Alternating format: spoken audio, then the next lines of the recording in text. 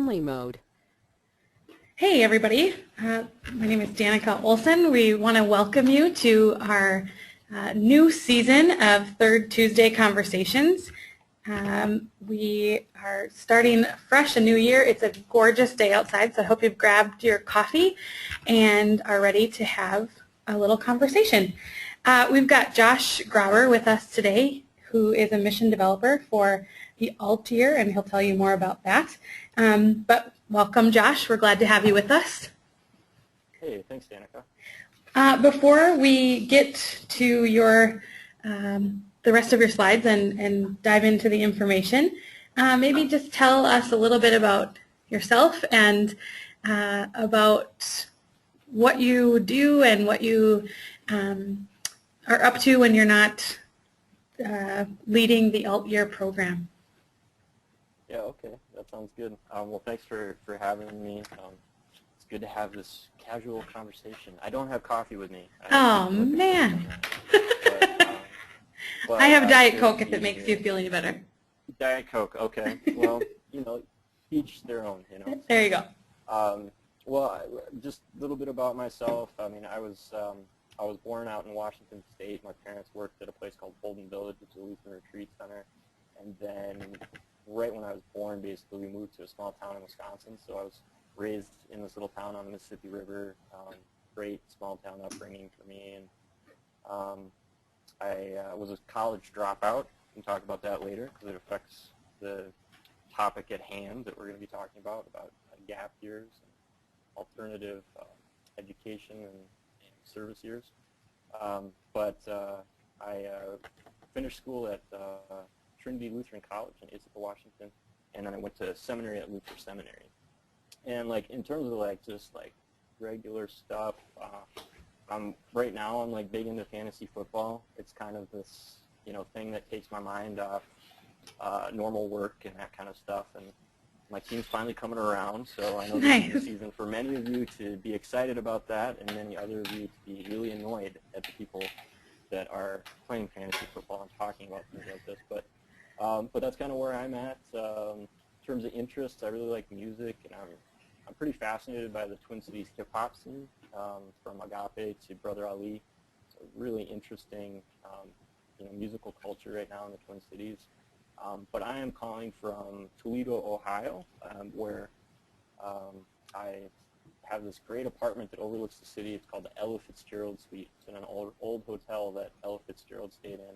Nice. Pretty cool place. It's also the site of the Capone gang's hangout when they were in Toledo.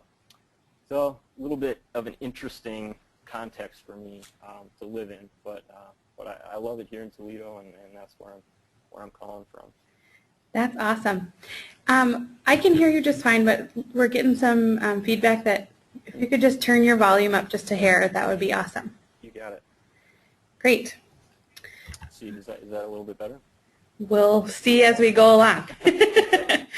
Like I said, I can hear you just fine, so we'll let us know if you're listening, if you can hear him better now. Okay.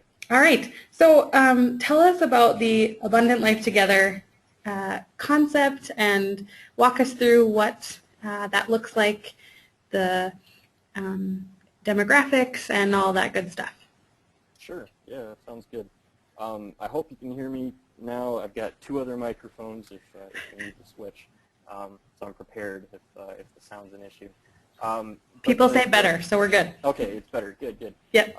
The photo that you'll see on the slides, if you're looking at the slides, is a picture of me in Collingwood Garden, which is a guerrilla garden in Toledo. It's kind of a place where these kind of hipster young adult activists have taken over this space that wasn't being used and created kind of a new culture where people gather and talk about ideas, and they grow food and flowers for the community. And it's a really neat place for me because it reminds me of what it's like to try to create a new culture and to create new culture within maybe an existing culture. And I feel like in the church, we're really called to do that right now and offer experiences that especially have a better chance at reaching young adult culture. And Danica, you and I work together at Trinity Lutheran in Moorhead, Minnesota. Mm-hmm. And I think churches are able to do some really great stuff for youth and young adults, but it's often a real challenge to try to create ministry for young adults out of a programmatic congregational model. So I think we all need to be thinking about new things and new ways of doing that and meeting young adults where they're at. And if you see that photo, I'm pointing at a quote that I really love. That's a quote from Martin Luther on that tree trunk, and it's even if the world ended tomorrow, I'd still plant a tree today. And I really use that as kind of a call to myself to try new things, and I hope that the whole church is trying new things at this time when we're in so much transition and wondering what the future will hold. If you look at this kind of description of our core values, this is kind of the invitation, really, to a culture that we started through Abundant Life Together, which is a ministry that's intended to gather young adults at the intersection of church and culture for an experience that really helps them understand what they're called to do, understand what their gifts are, and it's really a way of like the church showing that we really value young adult voices and that we seek to empower them and help them connect in the church and connect with culture so that they can really follow their gifts and passions and find where God is calling them in this life. So you'll see, we have passion for young adults. The age range we work with is 18 to 25-year-olds. Mm-hmm. We're passionate about cultivating faith and courageous experimentation, abundant community, which is obviously part of our title, but abundance is, seeing all the positive, all the good around us, and all the opportunities to create mutuality and vital partnerships with the people in our communities and the larger church. And on the purpose statement, you just kind of see that this is an opportunity that we're doing within the Evangelical Lutheran Church as a ministry of the church. We're considered a synodically authorized worshiping community, and we have a national expression and we have local expression. So our first pilot site was in Toledo, Ohio, and the next slide here kind of shows some photos of our first group, and what they did when they came together and lived out this abundant life with each other. And it was a positive experience. We had 8 participants, 4 people from Ohio, 4 people from other states, Minnesota, Michigan, Washington State, and New Jersey. And this next year we don't have a site in Toledo for this 9 months, but we're refocusing so that we can have a multiple site launch in 2015. And we're working with the Twin Cities and a community in Orange County, California as sites to join Toledo for 2015 launches. So Cool. We're excited for that, and that kind of gives you a sense of what I'm up to and the invitation to be a part of Abundant Life, both for young adults and also for everybody in the church to just find ways that we can support each other and work together and live into a culture of creativity and empowerment. Awesome. What was the age group of this first cohort? What were their range of age? Yeah, the age group of the first group that came together was 18 to 21, so it was like kind of on the younger age range. And then if we have 3 sites in 2015, the hope is to have 1 site that's 18 to 20, 1 site that's 21 and over, and 1 site that's a mixed age range. Okay. Between 18 and 25. So we're also starting an intern program where young adults 26 to 30 would be able to live with the young adults if it seemed like a good match as somebody that would kind of walk with the young adults and guide them and be kind of a maturing and a good influence for them as they ask questions and live out a Christian faith together. Cool. That's exciting. So that's kind of what we're doing, and then this whole conversation about alt year really fits within a bigger conversation, which is this kind of phenomenon that's starting to happen in the United States with what are called, at least kind of the popular term for it is gap years. And gap years are part of the culture in other parts of the world, especially Northern Europe. I've gone to Africa and studied gap year programs there. And there are opportunities for young adults to kind of get off the track of, not off track, but off the track of what they're normally expected to do. In American culture, we have a very kind of focused, I'll use a big word, utilitarian approach to how we go through life and how we go through education, where we always are supposed to be moving forward. We aren't supposed to stop and reflect and take breaks to figure out if the track that we're on is really the one that we're called to. And I think that it's almost an epidemic that we aren't addressing that and giving young adults opportunity to really think about what they care about and what they're called to do within community. And I think churches are in a unique position to offer opportunities like that. Within the bigger picture, the gap year experience is getting more and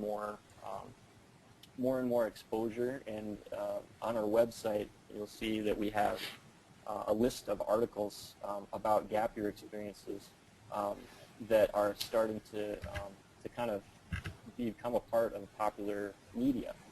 So people are starting to tell this story, and more people are asking, what is a gap year, and is that actually a good thing for my young adults to participate in, or for young adults to say, what are the opportunities that are out there for me, and what are some of these alternative experiences that could actually help me with whatever I end up doing next. So that's kind of part of this trend, is that colleges and universities, like really well-known ones like Princeton and Harvard, are encouraging their incoming students to actually take a gap year. Because they recognize that, yeah, it is. It's something that you wouldn't expect, but people in those institutions are seeing that, people that have a little bit of real-world experience and people that have really taken some intentional time to discern and think about how they want to participate in community and how to live life when they're on their own rather than kind of go through the normal track of academic learning, really could benefit from an experience like a gap year, and they could actually bring more to the community that they're a part of through that. So this is a trend, and it's one that I'm excited about because it seems like maybe the church can be on top of a trend too. Have great, Think? It's possible. I mean, I asked that with a little bit of a inquisitive tone in my voice, but yeah, maybe we can be on top of a trend, and maybe we already are. And the thing is like Alt Year is the latest of a great group of service year experiences that are offered in the Lutheran Church, and there's some great opportunities out there that already exist, and unfortunately a lot of people in the church don't know about them. And so what we've done, the 5 service year organizations in the ELCA that are associated with the ELCA have formed a group called Life and Service, which is Lutheran Immersion and Formation Experiences. And what we're doing is really what I think is a cooperative model of working together. That's a great example for the whole church to say that, cooperation is more important than competition. And if our church is going to work together and get through a lot of the challenges that we're facing right now, we've got to be about cooperation. And so these young adult service year groups are working together, and we're recruiting together, and we have this common understanding that if we work together, if we promote each other, and if we're able to help young adults see what's out there, we're going to be able to help those young adults find the experience that's right for them. And that's what's really important. It's not so much whether we reach a quota, but that those young adults get what they need and that they know what's out there. So as you see, from this list, if you're looking at this slide, we're in Toledo. We're expanding, hopefully, to other sites in 2015. But there's these great other experiences out there. Some of them you probably recognize, like Lutheran Volunteer Corps, that's been around for quite some time, since the end of the 70s. And Young Adults in Global Mission is this great growing year experience where young adults can go abroad and be a part of a mission experience. And then Urban Servant Corps is this great experience that you can live in the mountains in Denver, Colorado, and be a part of a service here. And Border Servant Corps is another great location for a service year site where you can do Spanish language immersion and learn about border issues on the border of Mexico and Texas and New Mexico. So there's just great things out there, and we encourage you to find out more. And Rosella White, who is going to help lead this session, has been helping to bring us together and has put up some information about us on the ELCA website. And then Elizabeth Flomo is our contact person if you're interested in finding out more or having someone talk to your community about service years. And then the last thing I have to share with you is these slides that show our older brochure. We're working on a new one, but you can see some of the different and unique aspects of each of these 5 programs on this brochure. So that's kind of a general background of what I'm up to and what my story is, and a little bit about what these gap years and service years are, and how we have some great opportunities in the church, and it's just something to pay attention to that a lot of people don't know about. Cool. I have a couple of questions. I want to encourage people, and they already are, to submit their questions to Josh by entering them in on the right-hand side of your screen.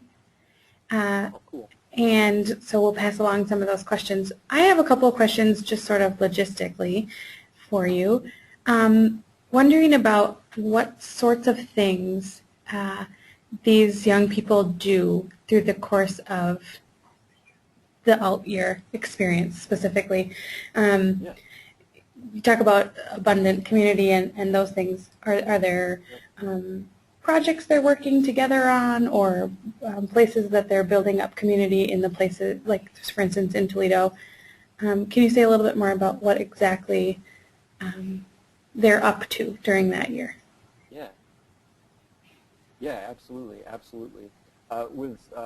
I can go back to the other experiences just briefly. I mean, Urban Servant Corps, Border Servant Corps, Lutheran Volunteer Corps are really full-time work experiences that can give you work experience. It's a great thing to put on your resume. But you're working with some type of justice issue in the nonprofit field. Yeah. And you create your own placement. And so that's the primary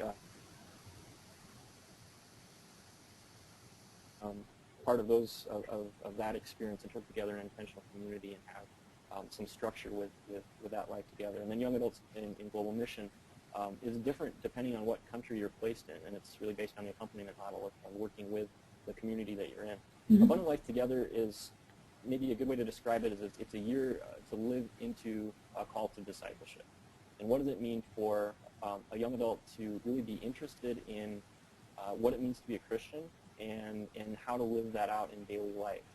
And it's something that you hope that people can get that out of life in a congregation and other things that are offered in the church, but often they don't. And often, I think we need to be thinking of new ways to reach young adults where they're at. And what Alt Year offers is kind of a variety experience. You do a lot of different things. So service leadership is a part of it. We also read texts and watch films and talk about important questions and what matters in life. We invite people from the community around us to share things that they're passionate about, whether that's a justice issue or whether it's an important conversation for the future of that community or the future of the world. And so these young adults are getting plugged into these important conversations and topics that they can then go and share with other people. We also invite local pastors and people to come in and share Bible studies and practices with young adults. We worship together, and we also worship with host families in local congregations. There's a lot of connection with local congregations. We also have food stuff together where local congregations share a meal with the young adults, and that's a great way to form relationships with the young adults. We learn about other faith traditions, other denominations. we have leap weeks where we travel to other communities and have immersion experiences. If you want to know more, you can definitely check out our website, and we list the different areas that are involved in this life together, this abundant life together experience. Okay, cool. It's full. It's abundant. I have a couple other questions, and then we'll jump into the ones that are coming in. How much does it cost for somebody to be a part of this? And going forward is, I mean, you talk about there will potentially be 3 different age groups. Wondering maybe after the pilot year, maybe it wasn't a pilot year, the first year. Yes. Yeah. Okay. What sort of takeaways do you have about when it's best? Does that make sense? So between high school and college, or between college and daily work, or it seems to me you've probably learned some things over the first year, which is maybe why you're doing some of these great things moving forward. You want to tell us anything about those takeaways and what's best, maybe? Yeah, absolutely. What was the first question again before that one? How much does it cost? How much does it cost, right? Well, so first with the cost, there is a cost for all year. It's $5,000 to participate for 9 months, and we ask that people gather that funding from 3 sources in most cases, which would be the participant putting some money forward to just show that they want this experience, that it's not somebody else telling them to do it, that there's some ownership there. For their congregation or their church or another community to support them doing this, and to have that young adult tell the story of why it's important to them, and then to have friends and family support them. And so when you share the load, it isn't as much of a burden. But what we're trying to do is develop a scholarship fund, which we do have in place and we used last year, but we do need a lot of help raising funds so that we can really offer this to everybody and not have funding be an issue. Because I really believe this is something that everybody can benefit from, no matter what your background, no matter what your situation might be. Living in a community like this and experiencing Christian discipleship and having a lens on life that this type of experience would give you is just something that we really need. And as a church, we really need relational ministers that are young adults that are doing peer-to-peer ministry in ways that we can't track as well in the church, but that's the type of ministry that is going on in that age range. And so this is a way to kind of create a cell group that then goes out into different places and shares that. So I hope that the church can really take ownership and say, this is really valuable, and we want to help young adults be a part of it. And then in terms of the learning, different ages need different things. And I was a pastor for young adults in my first call, and it's difficult to do ministry with young adults because there are many challenges. It's a group that's often in transition. It's a group that is kind of thought of to not have much money. It's a group that maybe doesn't appreciate the traditional forms of ministry in congregations the way other ages do. And so there's a lot of challenges involved, and it's difficult to focus, what age range you're working on. If you're working with couples, if you're working with young adults with kids, if you're working with single young adults. And what we're focusing on is single young adults that are in transition in their life. So that can be between high school and college. That can be a break from college. That can be a break from the workforce. That can be maybe doing something like before you go to graduate school or go to seminary and thinking about whether that's really your call. This would be a great opportunity for that. So really we're trying to create a situation where we can reach everybody, and there's challenges with working with younger adults, 18 to 20-year-olds, and we definitely found out some of that in our first year. But it's a beautiful journey to walk with, and as they do things and even make mistakes, it becomes a learning experience for the community and for them that's extremely valuable. So we try to just take the challenges and figure out how we can learn from them so that we can make the whole experience valuable. So that's kind of what we've learned in Okay. kind of our mantra, I would say. Cool. Got some questions coming in here, so I'm just going to jump right there. Paul is wondering, does alt year recruit individuals, or how's the word getting out about it? Yeah, so a lot of it is grassroots. A lot of it is through invitations to tell the story, like we're doing today. I try to work through my personal network. Often when you start something new and you're an entrepreneur, you start with friends and family and people in your network. But I've been trying to work through as many different groups as possible. But one of the groups that's really helping is this Life in Service group, because we're promoting each other. And so every time somebody in Lutheran Volunteer Corps is asked to talk about LVC, they're also talking about Alt Year and Border Servant Corps and Urban Servant Corps, Young Adults in Global Mission. So that's one of the most helpful partnerships that we have right now.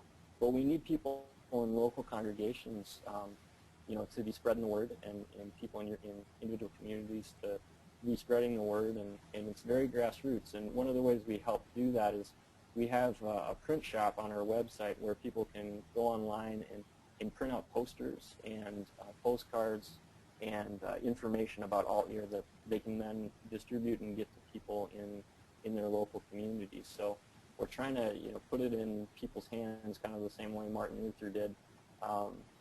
In the Reformation, is being able to have this direct access to the information and to share it person to person as well. So we're doing a lot of different things, and we're always trying to grow and get the word out in new ways.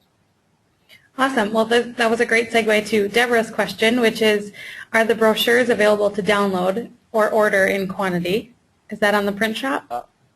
Yes, on the print shop you can download these brochures, but just a word that we are coming out with new brochures as well, and as soon as we do, we'll be putting those on the print shop too. But these are good brochures that give good information about each of the organizations, and I really recommend getting the word out and being able to put these brochures in young adults' hands, and also people of all ages' hands, just so that we can spread the word that these opportunities are out there.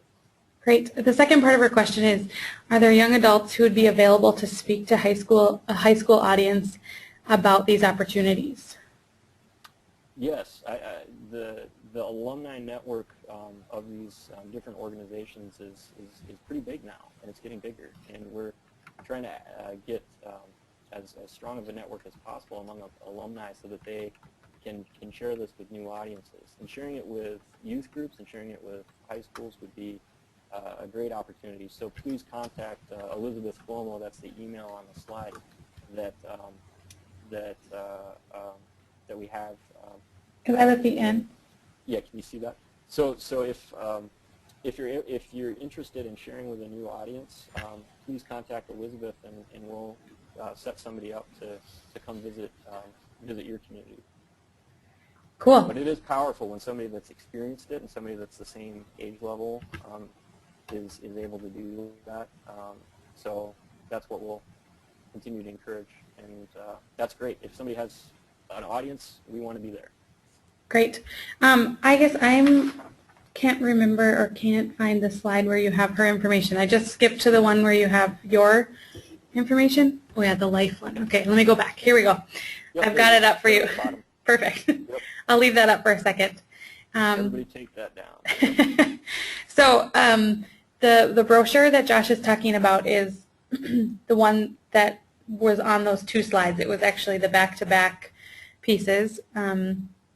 That's the actual brochure that is in the print shop, and you can print it for yourself. So there's some questions about that. We probably have time to take one more question. Wondering if you've seen, this is from Chris, have you seen how a gap year can affect a college experience?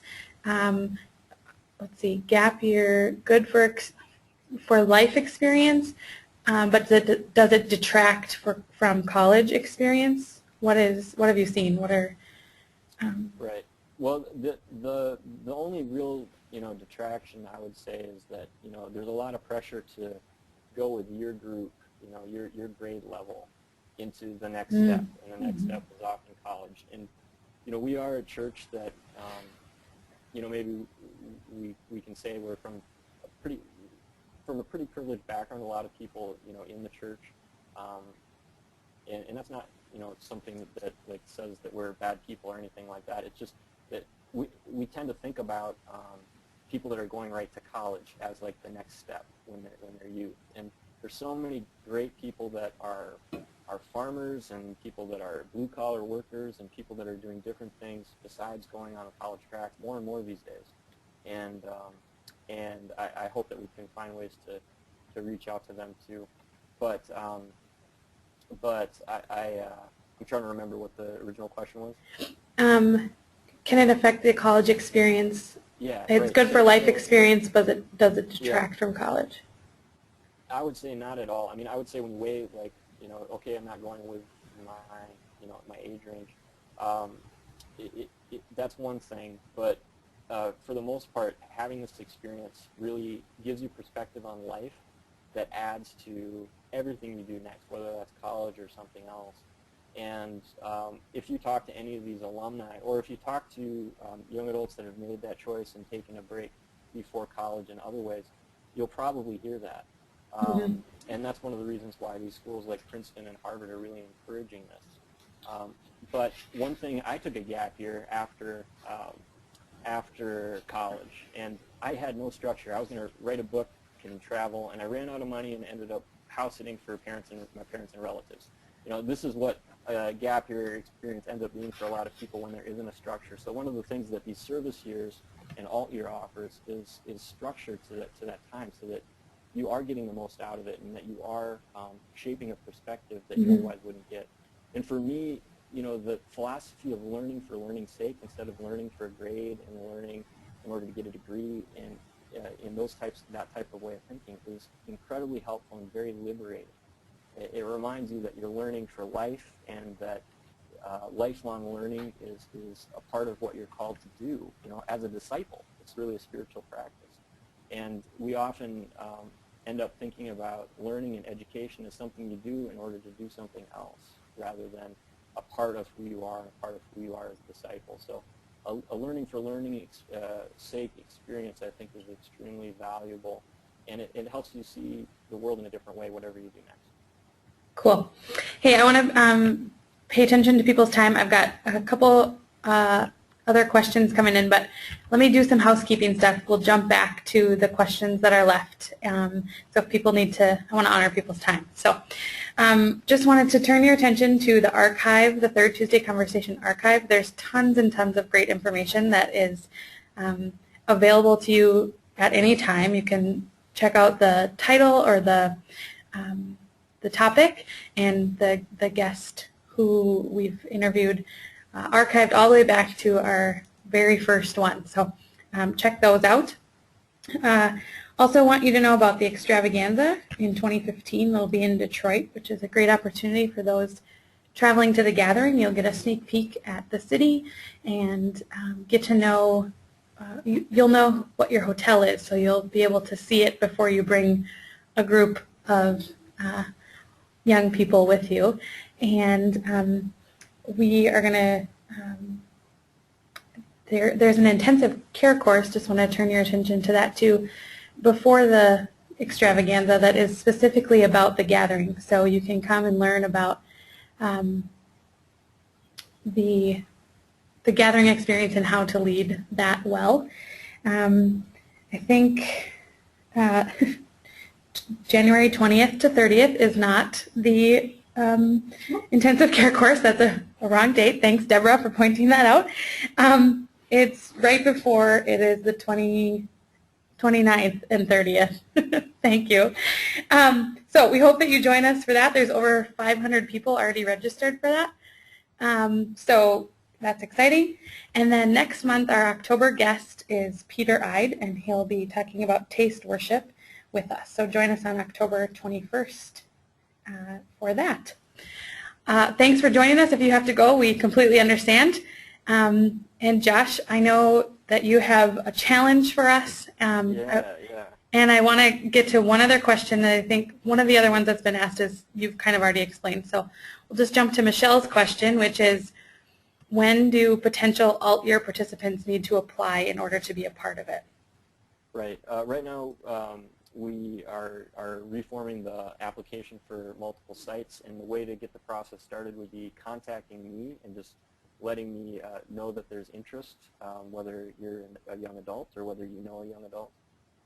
And I would then have a meeting with that person, a phone call, an email exchange to just kind of hear a little bit about them, and then we can track from there. And we want to be on people's radar, and we want to know who's out there that might be interested in this experience as early as possible. So please just connect if you think there's some potential for participating in all of it.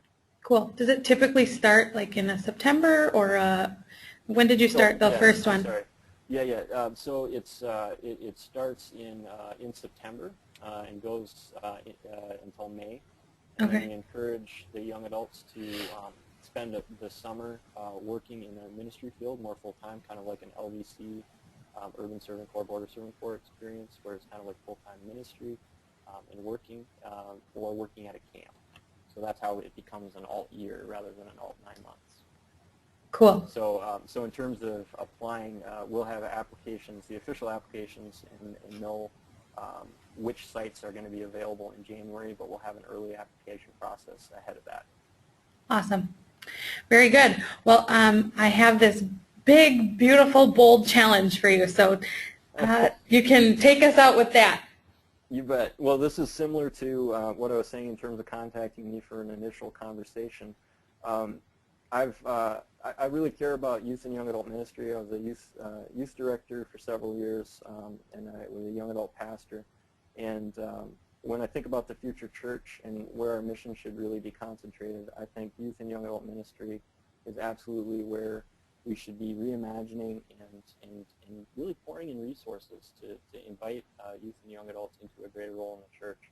And I've often thought about what can be added to what currently exists to make that happen better. You know, if we had a perfect world, if we had the healthiest church possible, what would we offer youth and young adults? And one of the things that I think is missing, and what I think we, as a group of people could offer, is intentional one-to-one meetings with youth and young adults in the ELCA. And what I mean by that is listening to youth and young adults, and with some knowledge of the church, being able to help those youth and young adults identify what their gifts and passions are, and to help them find the opportunities in the church to live those things out, and to really grow in their understanding of vocation in terms of what they're going to do in life, but also in their call as a Christian disciple, and also as a child of God. So how can we do that in a way that helps us understand who the youth and young adults are out there in the church, so that we have more of a network and we don't lose youth and young adults as they go their separate ways. But also it's just a way to connect them to the church and to each other. And so what I'd like to see happen is kind of a network of people that are doing these conversations, and making sure that these youth and young adults are on our map, that we know where they are, that they know that we care about them, and that we want them to be a part of our communities. And so that's the big, beautiful, bold challenge, is to find people out there that are willing to help do that, and to also offer, as one of the roles that I have, those types of conversations with a youth and young adult, to really help them understand not just what service years are out there for them, but also ways that they can connect with congregations and opportunities in the church. And I think that's the type of empowerment and the type of vibrant community that we all want to live in as part of the church, one that really connects with youth and young adults and makes sure that they have a voice, and that they are helping us lead this church into the future. Awesome. So if you're interested in that, I would love to hear from you. You can send me an email. You can ask me questions about what that would look like, and I'd be happy to train you in how I would do one of those one-to-one meetings. So thank you. Great. Josh's contact information is at the bottom of your screen, josh@altear.org. So if your question didn't get answered here, or if you come up with additional ones after we end here today, feel free to shoot Josh an email. And to print out all the things on the print shop and all that good stuff. Thanks, Josh, for being with us, for giving us information about this ministry, and we're grateful that you could be with us today. Again, the recap stuff, we hope to see you at the extravaganza, and hope that you'll join us here next month. Thanks so much, and have a great day. Yep, thank you.